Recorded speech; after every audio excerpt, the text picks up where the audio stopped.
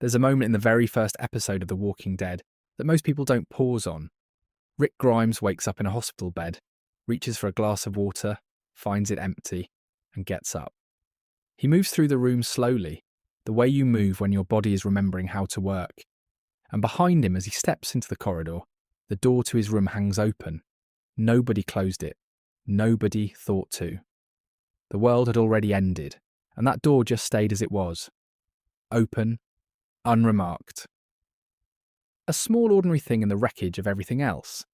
If you've been paying attention to the world lately, and most of us have in that slightly anxious way, where you check the news and then wish you hadn't, some of this starts to feel less like fiction.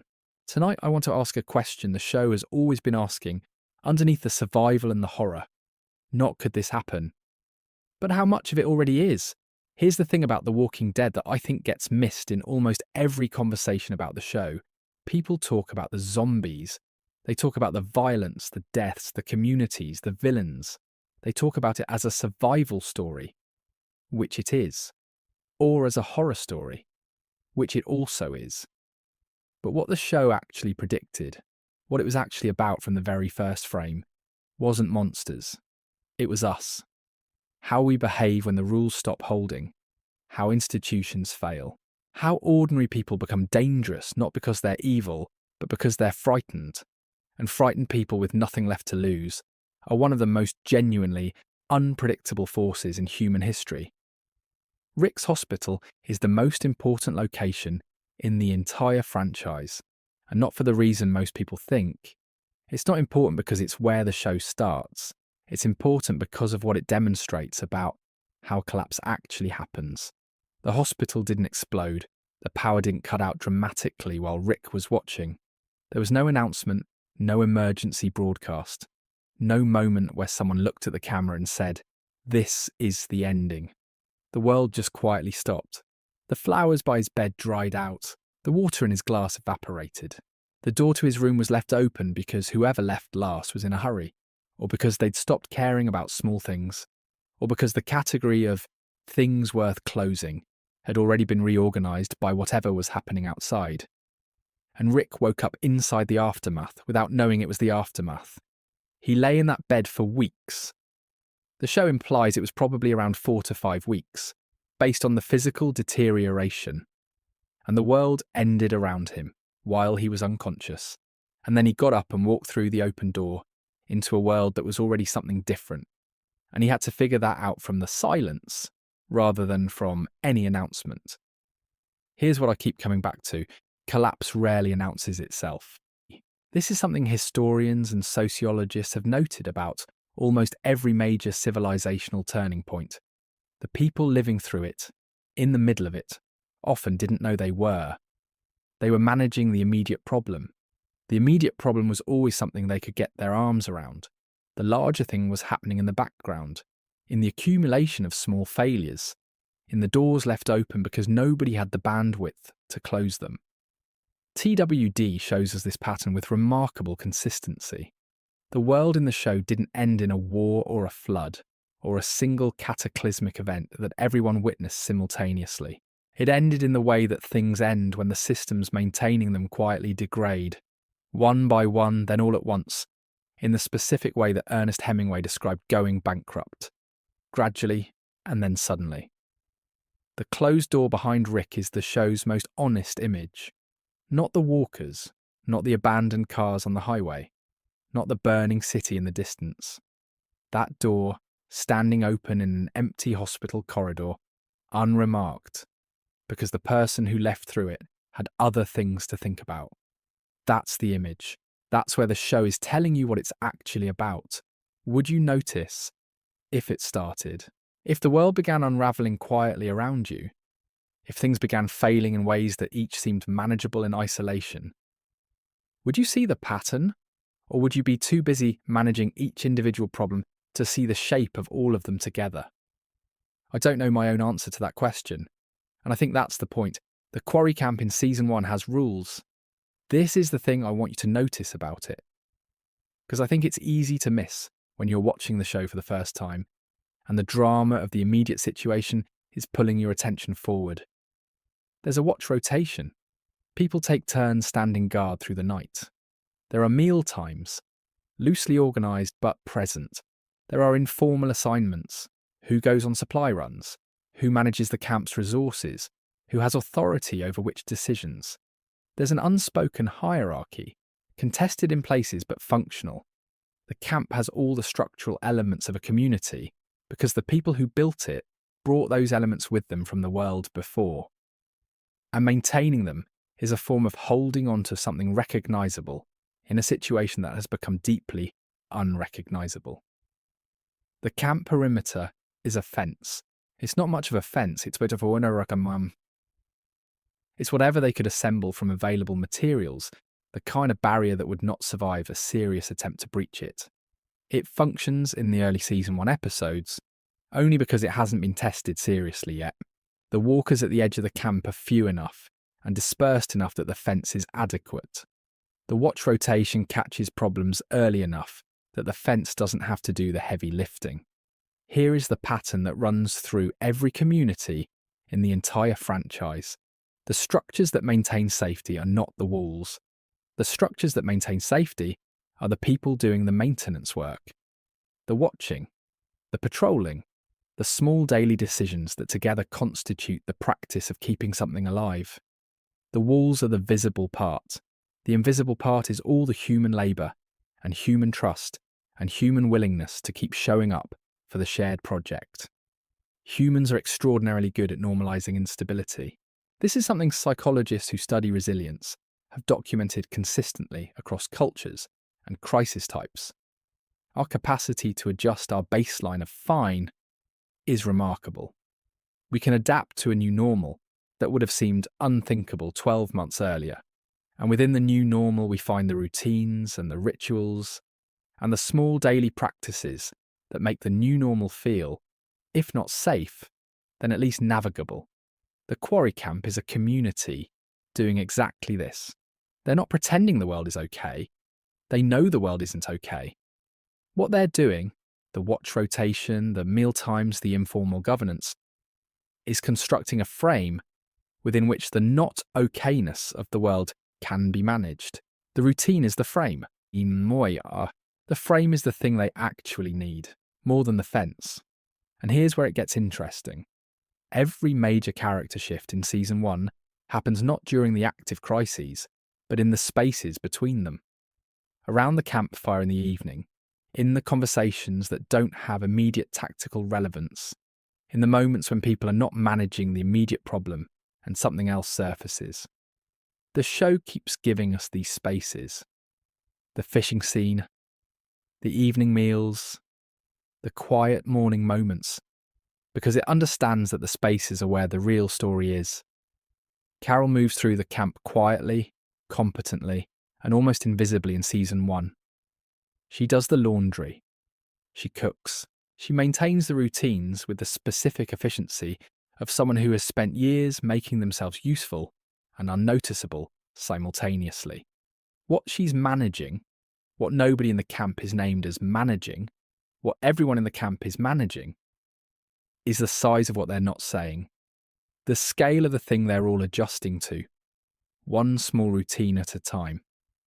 Is there a difference between maintaining order and pretending it exists? I keep turning this question over, and I keep landing somewhere in the middle. The quarry camp's routines are both things simultaneously, genuine structure and performance of structure. And the performance is part of what makes the structure real. The act of keeping watch, even when nothing comes, is the practice of treating the community as worth protecting. That practice has value independent of whether the fence would actually hold. What nobody at the quarry camp is saying out loud in those evening gathering scenes is the size of the silence around them. The sounds that used to fill the world, traffic, construction, the background hum of a million simultaneous human activities.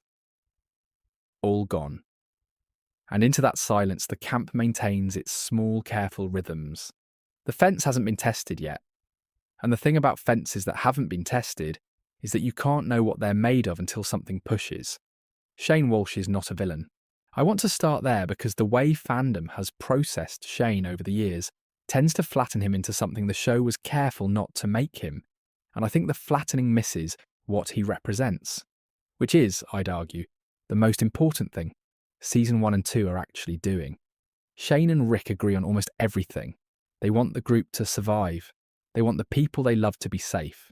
They're both capable, experienced, deeply committed to the project of keeping this specific collection of people alive. They share most of their values. They diverge on one thing: what survival requires of the people doing it, what it's permissible to do, where the line is between necessary and wrong, and who has the authority to draw it. That divergence, not their differences, but the specific thing they share and the specific point where they split, is what makes them dangerous to each other. The most threatening fractures in any human system are never the obvious ones. They're not the fractures between strangers with incompatible worldviews. They're the fractures between people who share most of their values and have different answers to one crucial question. Because those fractures are invisible from outside, and they grow in the space of shared assumptions, and by the time they're visible, it's usually too late to repair them without cost. Shane's position, stated honestly from inside it, is this: the world has changed, the old rules don't apply, and clinging to those rules is going to get people killed. He's not wrong about the facts. The world has changed. The old rules don't fully apply. People who cling to them without adaptation do face specific dangers. His read of the situation is, on the tactical level, often more accurate than Rick's. His assessment of what the quarry camp's fence can actually hold, his assessment of what Otis's situation in the school required, his assessment of what the farm's exposure represented, all of these are tactically correct. What Shane can't see from inside his own position is that the rules he's abandoning aren't just rules. They're the load-bearing structures of the community he's trying to protect. Trust between people.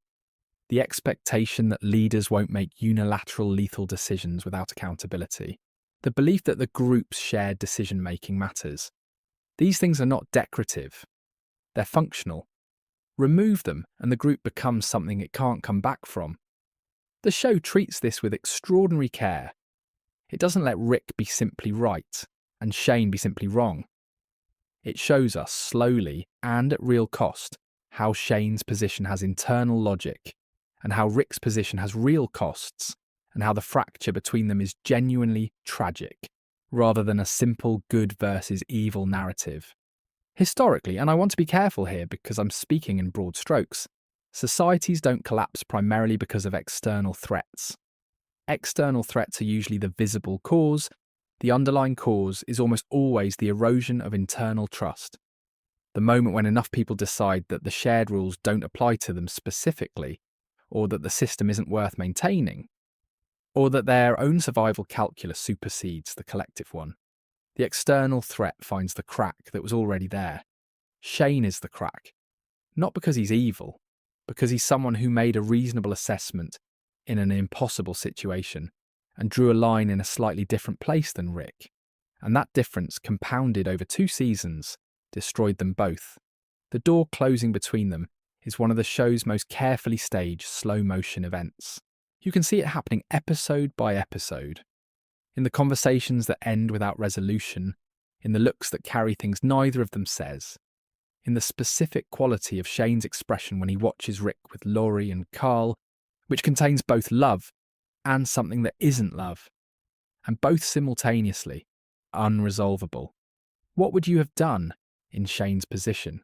Knowing what he knew, feeling what he felt, being asked to operate inside a system of shared rules while watching those rules cost the people you loved? I'm not sure I can answer that cleanly. I don't think the show wants me to. It wants me to sit with the discomfort of a character whose logic I can follow, whose choices I can understand, who arrives somewhere I can't go with him. The door closed between them. Neither of them chose to close it.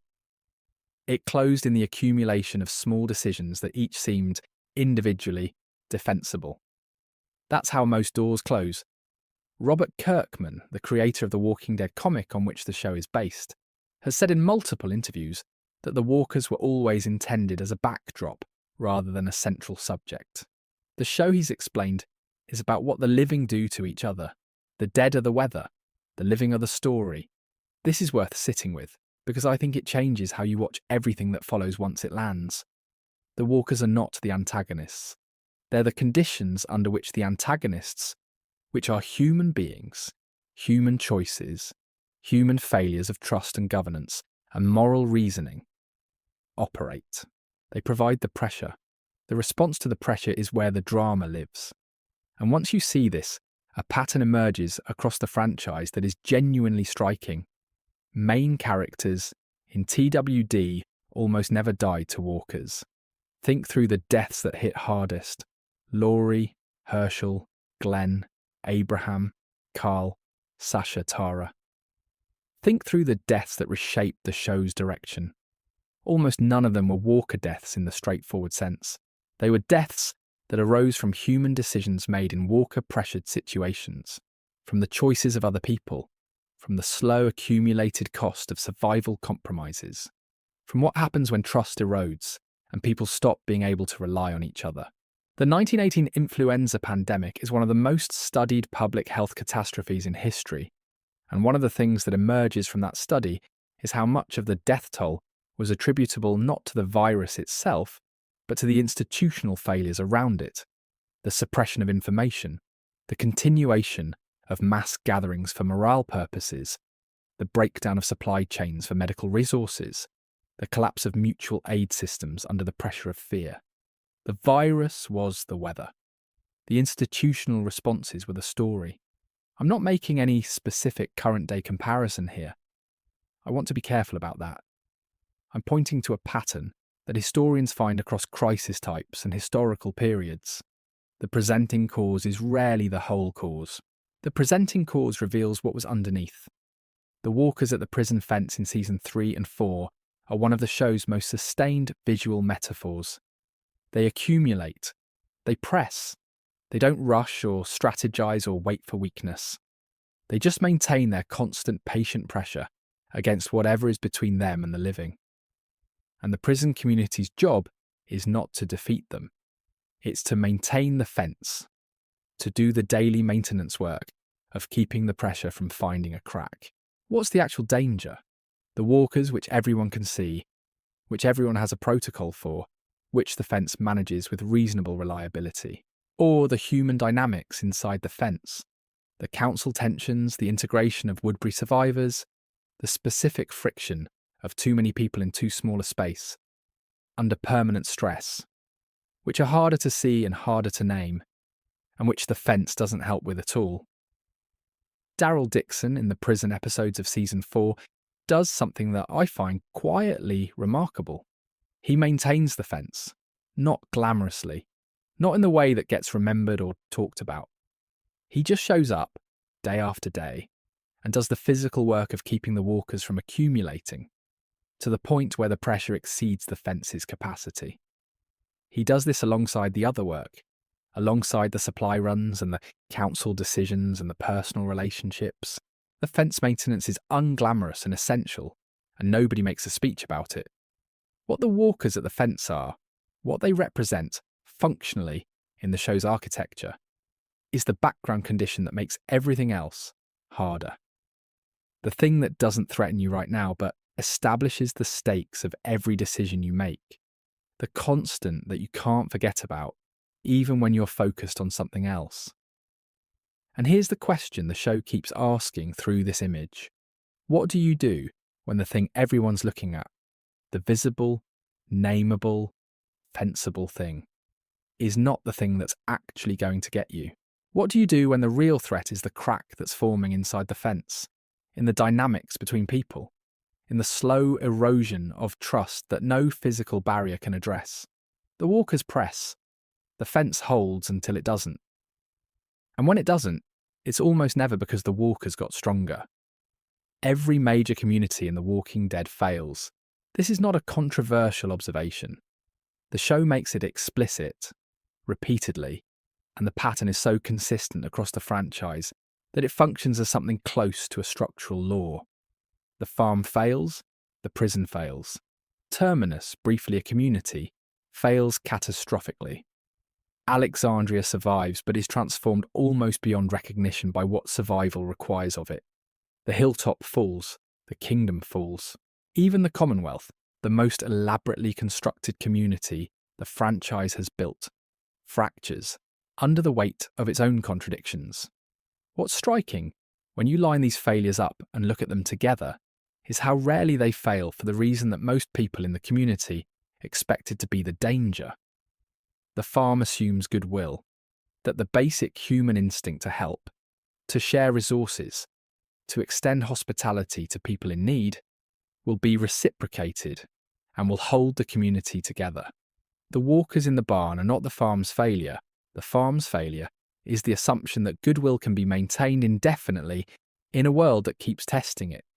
The barn opens because the assumption was wrong about what goodwill could contain. The prison assumes defensibility, that physical security properly maintained is sufficient to create the conditions for community. The prison's walls are its founding logic. If you can keep the walkers out, you have the space to build something worth keeping. The governor's attack is not the prison's failure in the deeper sense. The prison's failure is the assumption that physical security is the whole problem.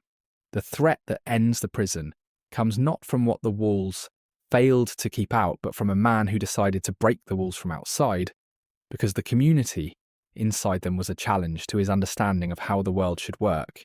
Alexandria assumes isolation, that a sufficiently prepared, sufficiently well-resourced community, sealed well enough from the chaos outside, can maintain the conditions of the before world indefinitely. Alexandria has electricity and running water and organised food production, and a functioning social structure with actual jobs. It's the most impressive community the original show builds, and its founding assumption that what you build inside the walls is separable from what's happening outside them is the one that keeps costing it.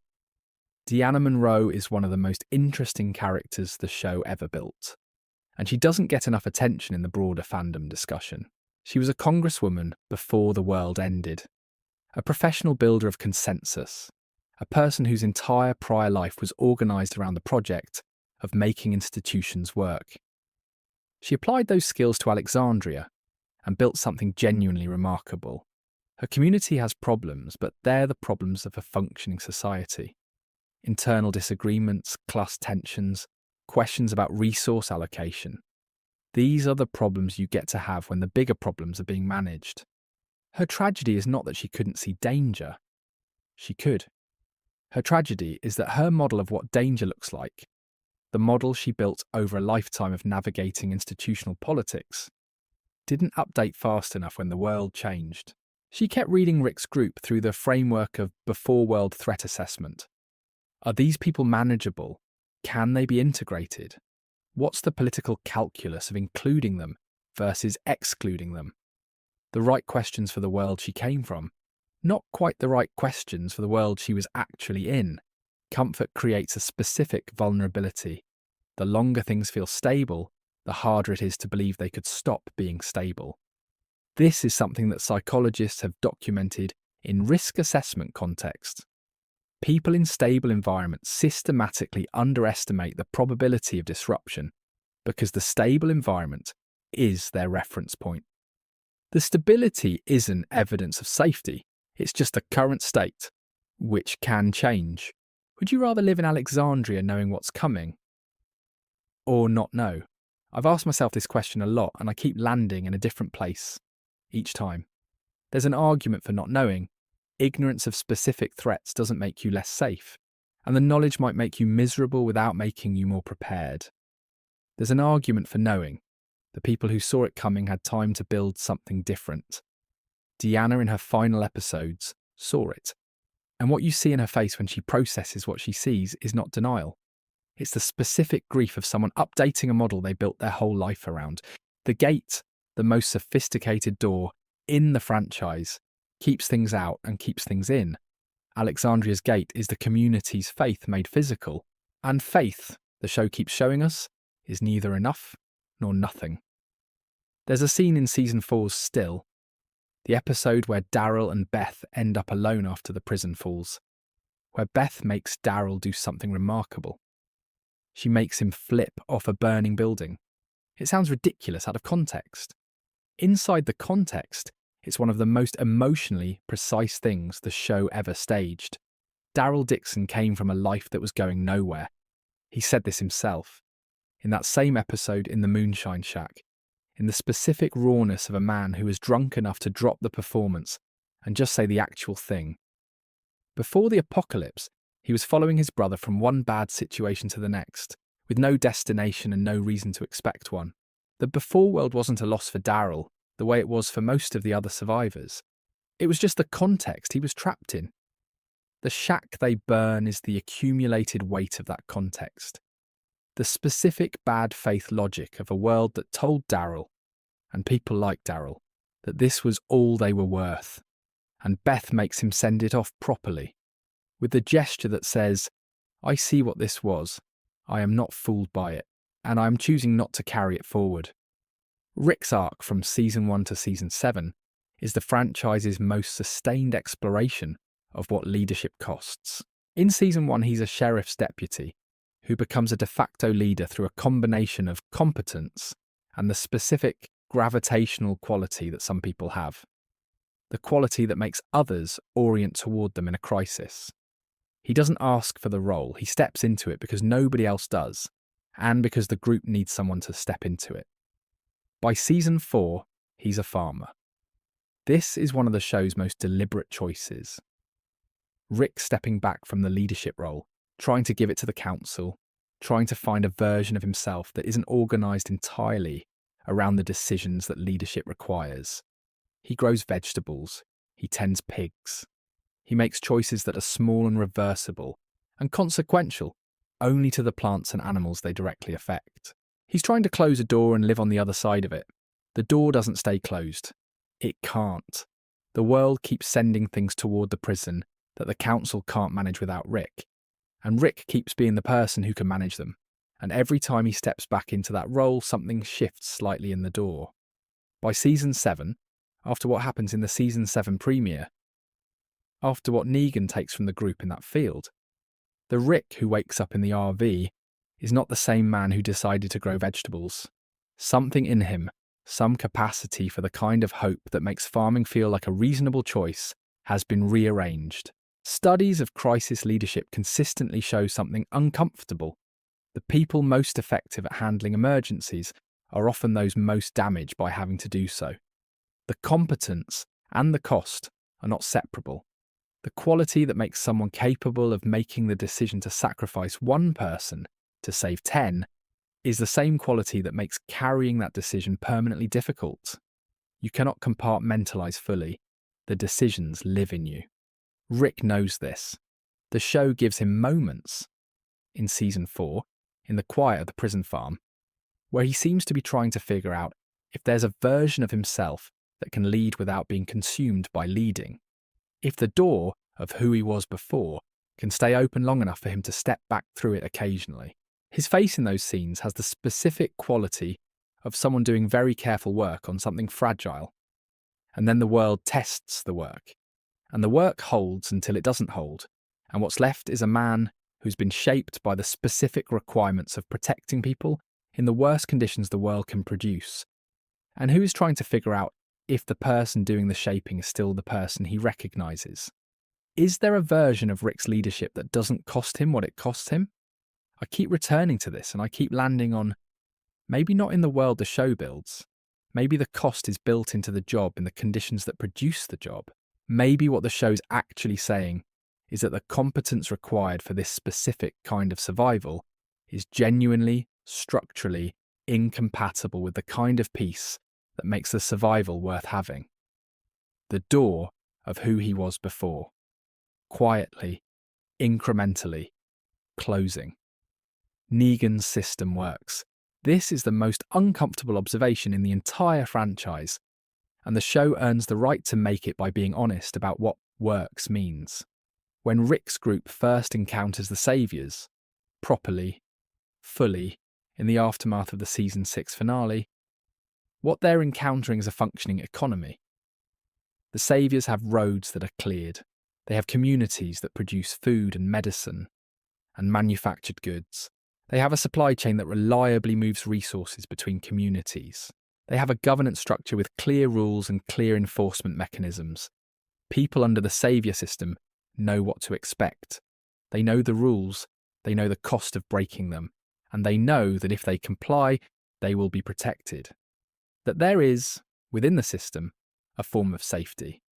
Negan explains his logic to Rick repeatedly across seasons 7 and 8.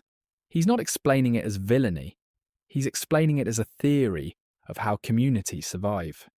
His famous line, "People are a resource," is horrifying in its instrumentalism, and it's also within the internal logic of his system, accurate.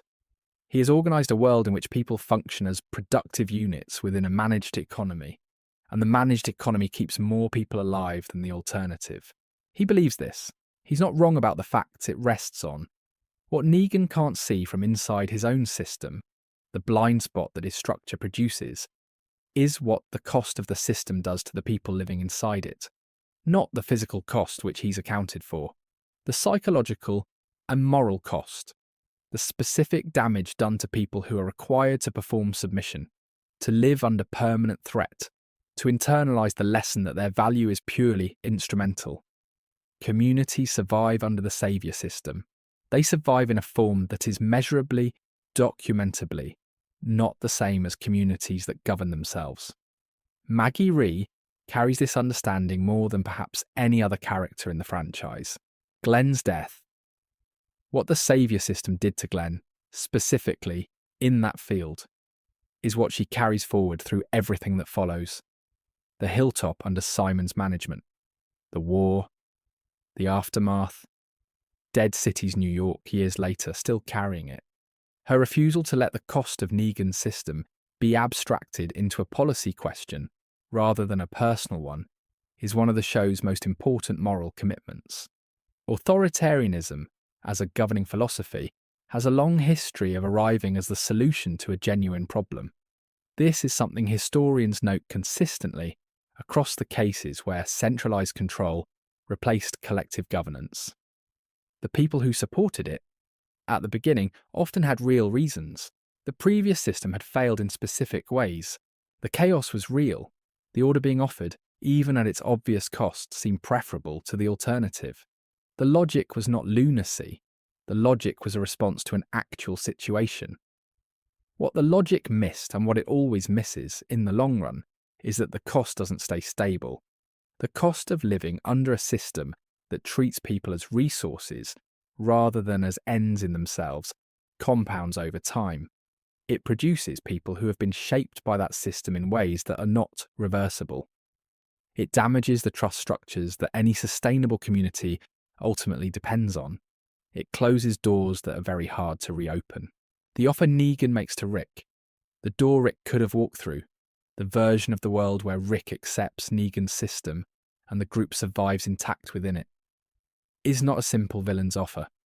The show takes it seriously enough to let Rick sit with it, to let us sit with it, to acknowledge that walking through that door would have kept more people alive in the short term at a cost that is real and that the show is honest about rather than dismissing. What does Negan's world look like from inside the sanctuary, from the perspective of someone who was living in chaos before the saviours arrived, and now has regular meals and protected roads and a system that is brutal but predictable? I genuinely don't know that this is a simple question. The show doesn't treat it as one. The people inside the sanctuary are not uniformly suffering. They are living inside a system that has real cost and real benefits, the way most systems do, and some of them have made peace with the balance, and some of them haven't. The door Negan's system promises is the door that never requires you to wonder whether it will hold. That's the offer. That's always the offer.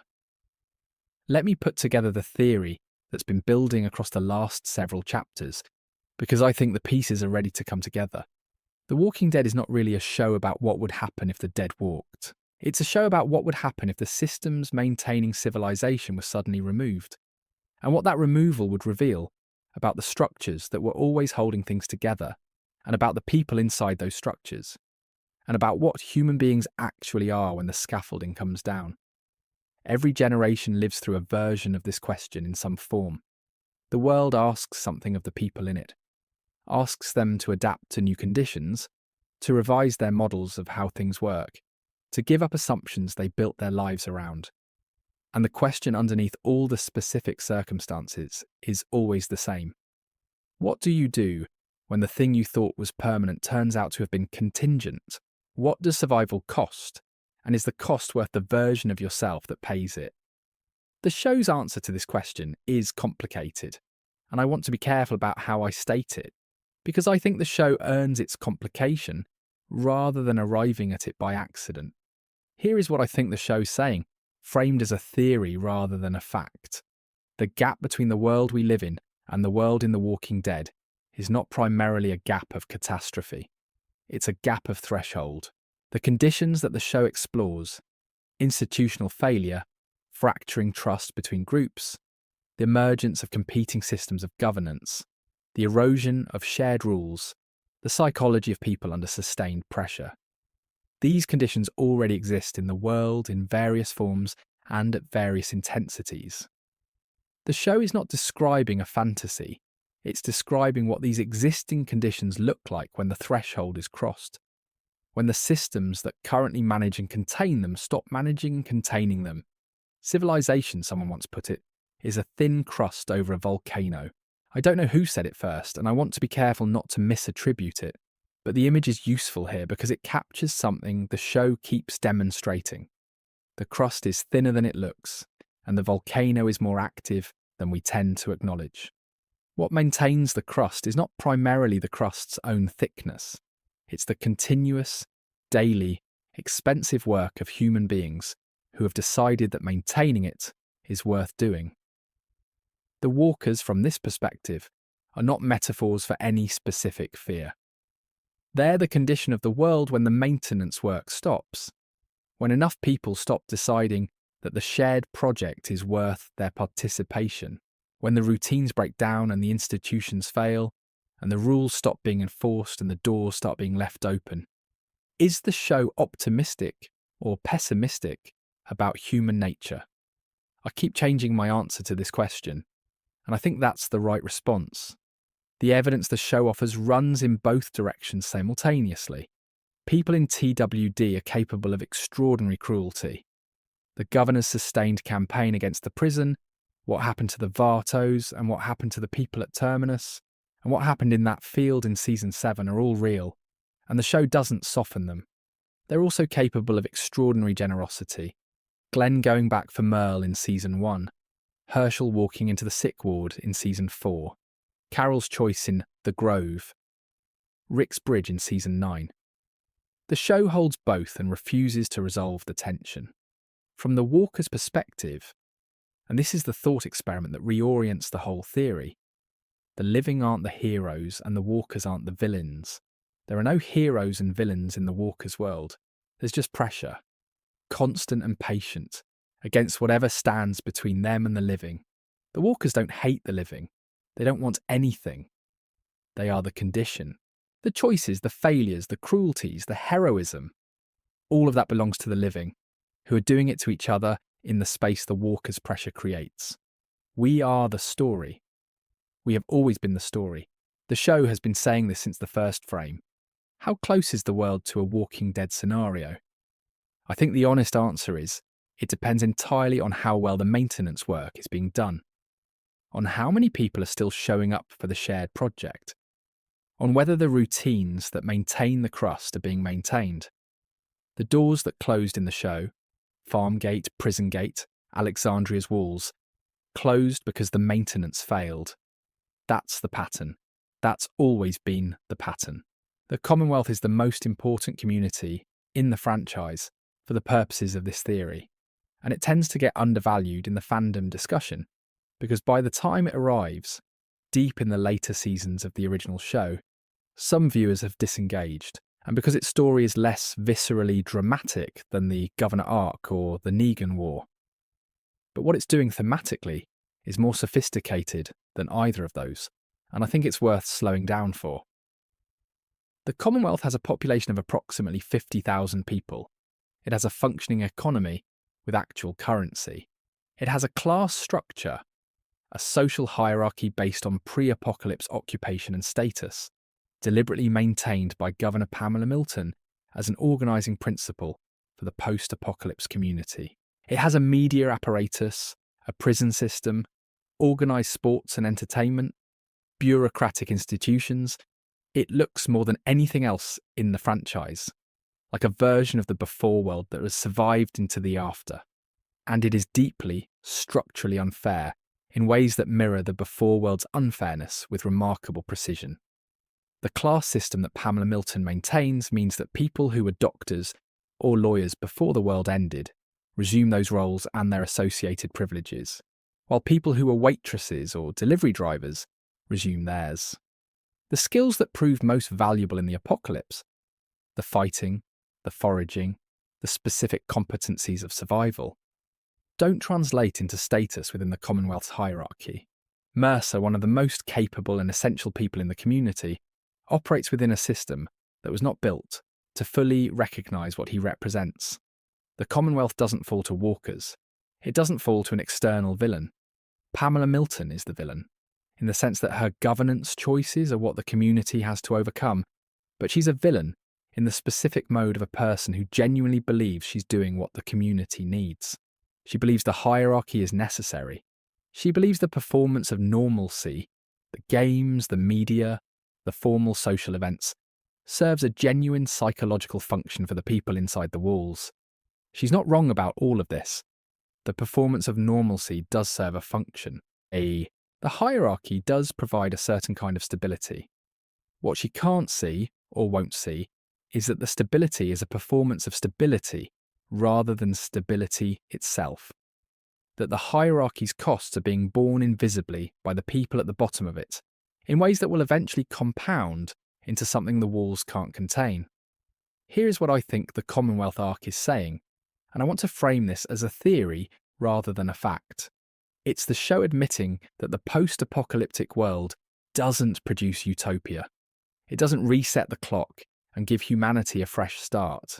It produces a version of what was there before, with the same tendencies and the same failure modes, because the people building it are the same people who built the thing before, carrying the same assumptions and the same blind spots, and the same deeply ingrained sense of what order looks like. This is either a pessimistic observation or a realistic one, depending on where you stand. The before world wasn't all bad. The systems it built, for all their failures, produced things worth having. Medicine, infrastructure, accumulated knowledge, the specific luxury of not having to fight for basic survival every day.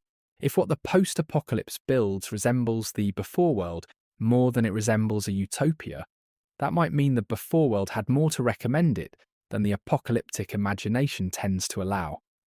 Governor Milton's office has a door, a proper, solid, institutional door of the kind that speaks of legitimate authority and organised governance.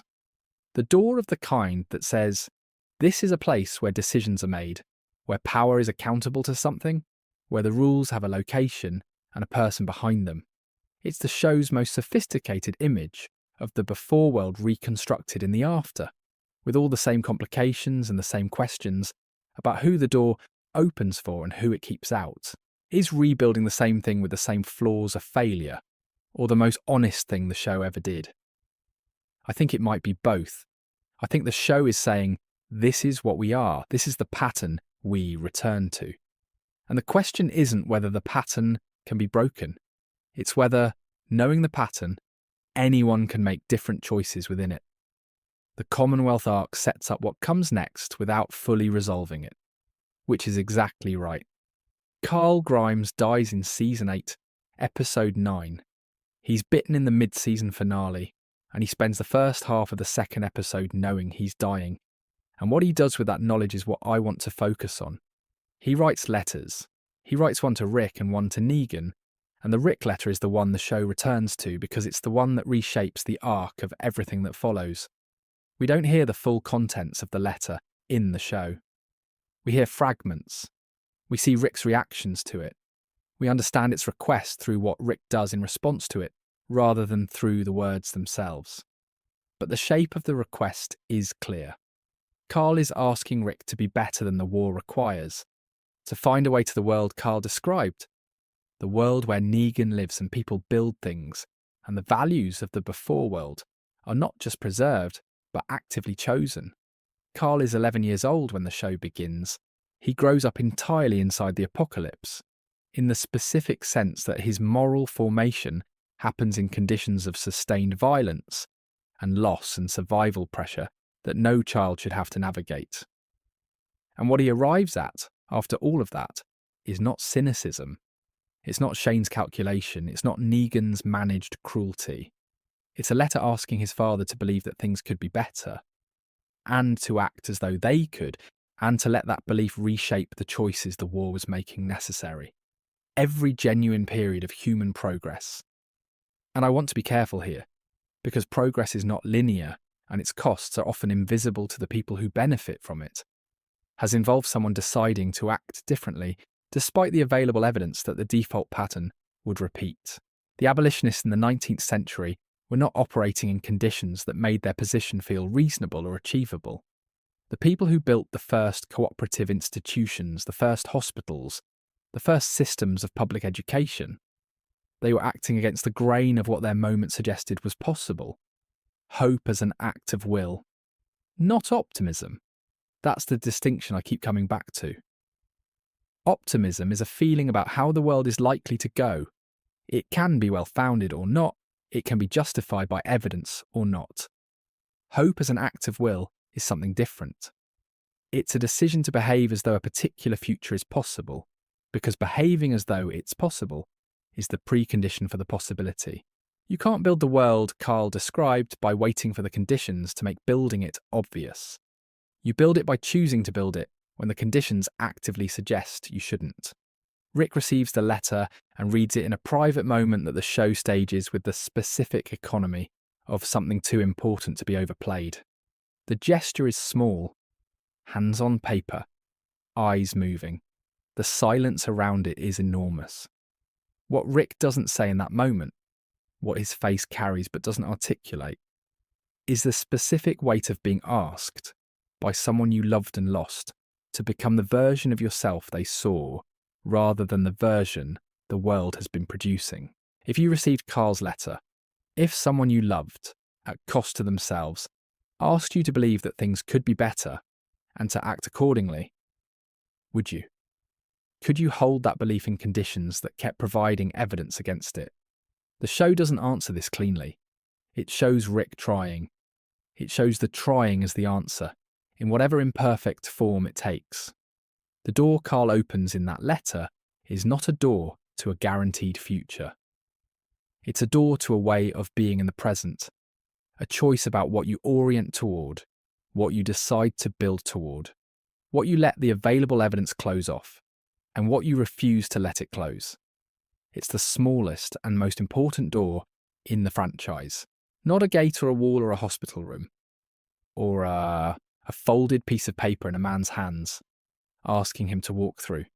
How close is the world to a Walking Dead scenario?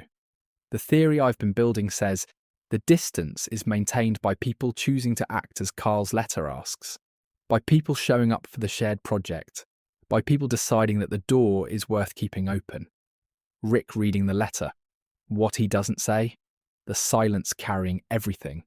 Let me hold two readings of where we are, because I think the honesty of this theory requires both and I don't want to collapse them into one. The first reading, the world is measurably more stressed than it was. Institutions that seemed permanent have revealed themselves to be contingent. Trust between groups that need to cooperate has frayed in ways that are going to take a long time to repair, if repair is possible. The systems that maintain the crust are under pressure from multiple directions simultaneously, and the maintenance work is being done by fewer people with less support than it used to be. The TWD scenario, not the literal zombie apocalypse, but the conditions the zombie apocalypse is a metaphor for, is closer than most people are comfortable acknowledging. This reading has evidence. The show's not wrong about how institutions fail. It's not wrong about how trust erodes. It's not wrong about how communities fracture under sustained pressure along value lines.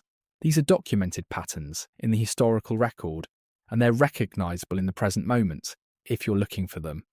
The second reading: the structures holding things together are more resilient than they look. And the lesson of The Walking Dead, which is, I'd argue, ultimately an optimistic show despite everything it puts its characters through, is that people find ways through. The communities in TWD survive the pressures that destroy their specific forms. The people carry forward what the destroyed forms were trying to protect. The found family survives the loss of every specific home it builds and keeps building. Daryl is in France. Maggie is in New York. Judith is in Virginia with a sword she inherited from Michonne. The story continues. The door is still open. This reading also has evidence. The show is not wrong about human resilience. It's not wrong about the capacity for connection and loyalty and the specific determination of people who have decided that the people around them are worth protecting. These things are also real, also documented, also recognisable if you're looking. Neither reading is provable. Both are honest. The one you live by day to day is, I suspect, more a matter of temperament and experience than of evidence. The evidence genuinely supports both, and which one you lead with says something about where you've been and what you've seen, and what the world has asked of you personally. Historians who study periods of civilizational stress note something that I find genuinely useful here. Most people living through those periods experience them as manageable right up until they weren't. The tipping point is almost never visible from inside the moment. It becomes visible retrospectively in the analysis that comes after, when you can trace the accumulation of small decisions that together constituted the crossing. The communities in TWD didn't know they were at the tipping point until after. The farms people didn't know the night Otis died that they were already past the point where Herschel's approach could hold. The prisons people didn't know when they accepted the Woodbury survivors that the governor had already decided to destroy what they were building. Alexandria's people didn't know when they opened their gate to Rick's group that they were opening a door they couldn't close again. Not because Rick's group was a threat, but because the world outside the gate was already inside the gate's assumptions in ways that couldn't be reversed. Back to the hospital door. Still open, still unremarked. The detail that nobody thought to close because there was always something more urgent to deal with, always something more immediate that required attention. The small ordinary thing in the background of the big situation. That door is either the most important image in the franchise, or it's just a set detail that I'm overreading. I've decided it's both. I've decided that's the most honest place to land. Holding the overreading and the skepticism about the overreading simultaneously, letting the image carry whatever it can carry, without insisting that it carries everything. The question the door asks, when did you last close something that needed closing? When did you last notice the small things in the background of the big situation, the routines of maintenance that hold the crust over the volcano, and choose to do them rather than managing the immediate problem? I don't have a clean answer. I'm sitting with the question. That feels like the right place to be. We're back at the hospital. It's the first episode, the first scene, the image the whole theory has been building from. And I want to look at it one more time because I think it carries something now that it didn't carry at the beginning. The closed door motif has travelled from Rick's hospital room, left open because the world ended and someone was in a hurry and small things stopped mattering, to the quarry camp's perimeter, a boundary that functioned because it hadn't been tested yet, to Shane's expression in Season 2, a door closing between two men who were once friends and are now something the friendship can't contain, to Alexandria's gate, the most sophisticated door in the franchise, the community's faith made physical, built on the assumption that what's inside can be kept separate from what's outside. From the farm's gate opened in hope and overwhelmed by what hope couldn't hold, to the prison's gate, defended with everything the community had and destroyed anyway, because the threat came from a man who had already answered a question about whether the community inside deserved to keep existing. To the Commonwealth's institutional doors, solid, formal, built for permanence, resting on a foundation of assumptions that turned out to be as contingent as everything else. And now to Carl's letter. Not a door in any physical sense. A folded piece of paper that opens onto a question rather than a corridor. A door that doesn't lead anywhere specific, that has no lock and no frame, that asks only whether you're willing to walk through it towards something you can't guarantee and can't see clearly and can't be certain of reaching. The transformation of the motif. It began as the most ordinary thing in the world. A door left open. Nobody's fault. Nobody's decision. Just the way things fall when you're not maintaining them. And across 13 chapters of pattern and history and character and theory, it became the franchise's central image. Not just of collapse, but of what keeps collapse at bay. The maintenance work. The choosing to close the things that need closing. The deciding that the small, ordinary things are worth attending to. Here's what I think The Walking Dead is ultimately saying, and I want to hold this as a possibility rather than a certainty, because the show is bigger than any single reading of it. The distance between our world and the world in the show is maintained by the same thing that maintains any distance between a managed system and its failure state. Daily work, showing up, the routines that feel unnecessary until they're not there, the trust between people that seems obvious until it's gone, the institutions that feel permanent until the day they reveal themselves to be constructions, maintained by choice, as capable of being dismantled as they are of being built. How close is the world to a Walking Dead scenario?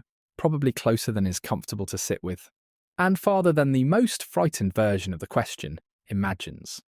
Both of those things are true simultaneously, and the distance between them is exactly the size of the maintenance work being done right now, today, by people who have decided that the shared project is worth their participation.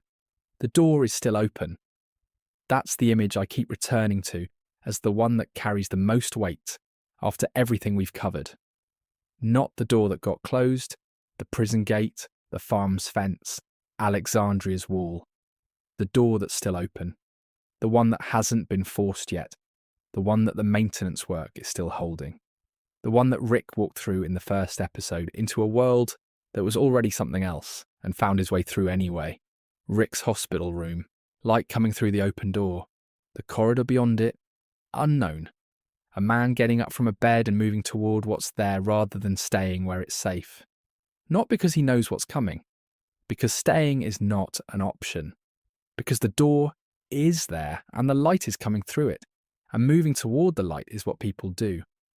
The Walking Dead has always been about this, not the end of the world, the moment just before, and the people who decided that moment wasn't the end.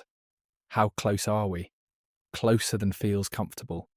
But the door's still open, and in this story, that's always been enough to keep going. The door is still open. I want to sit with that image for a moment before we close, because I think it's the one that earns the most from everything we've covered tonight. At the start of this video, it was a background detail. A hospital room in the first episode of Season 1. A door that nobody thought to close because the world had already ended and small things had stopped mattering, and there was always something more urgent. I pointed at it because it seemed like it might mean something. I wasn't sure what. I just knew that the show had placed it in the frame deliberately, or maybe accidentally, and it meant something anyway, the way things sometimes do. And now, after 13 chapters of pattern and evidence and theory and the specific kind of late-night wondering that this show keeps generating no matter how many times you've seen it, the door is still there. Same door, same hospital corridor, same light coming through from wherever the corridor leads. But it carries everything now. Every community gate that opened in hope and closed in loss. Every decision that couldn't be taken back. Every letter written by someone who was dying and still believed the future could be different. Every person doing the unglamorous daily maintenance work of keeping the crust over the volcano. Every Daryl showing up for fence duty. Every Herschel choosing to walk into the sick ward. Every Glenn answering the radio. The motif transformed. It began as the most ordinary thing in the world, a door left open because no one had the bandwidth to close it. It became the franchise's central question about what we are and what we're capable of, and how far we are from the world the show imagines. And now at the end, it becomes something slightly different. Not just the image of failure, the door that nobody closed because the world had already ended, but also the image of possibility. The door that's still open. The one we haven't walked through yet. The world feels uncertain right now. That's real, and I'm not going to pretend otherwise or soften it. The show doesn't soften it either. It looks at the uncertainty directly, holds it, refuses to blink. That's part of why it still matters, why it generates this kind of conversation, why people are still watching it and thinking about it and making videos about it years after the original run ended. But here's what else is real. Uncertainty is also the condition under which every community in The Walking Dead found reasons to keep going. Not certainty of success, not guaranteed safety, not the assurance that the walls would hold or the gate would stay open, or the people inside it would stay alive. Just the decision that the uncertainty didn't mean the effort wasn't worth making. Rick Grimes walks through a door at the beginning of the story and spends the rest of it trying to build something worth having on the other side. He loses more than most people could bear to lose. He keeps building, not because the building's guaranteed to produce something that lasts, because the building's what he has, and it's what the people behind him need him to do, and the door ahead is still open, and moving toward the light is what people do when they decide not to stop. The Walking Dead has always been asking, how close are we? And its answer, the one buried under the survival and the horror and the lost communities and the broken gates, is always this close. And the distance is you. The distance is the choice to show up for the maintenance work, to close the doors that need closing, to keep the ones open that need to stay open, to write the letter, to answer the radio. How close is the world to a Walking Dead scenario? Probably closer than feels comfortable to sit with on a quiet night with your phone screen dimming in the dark. But the door is still open, and the people who kept it open, in the show and outside it, were never the people who were certain. They were just the people who kept going anyway.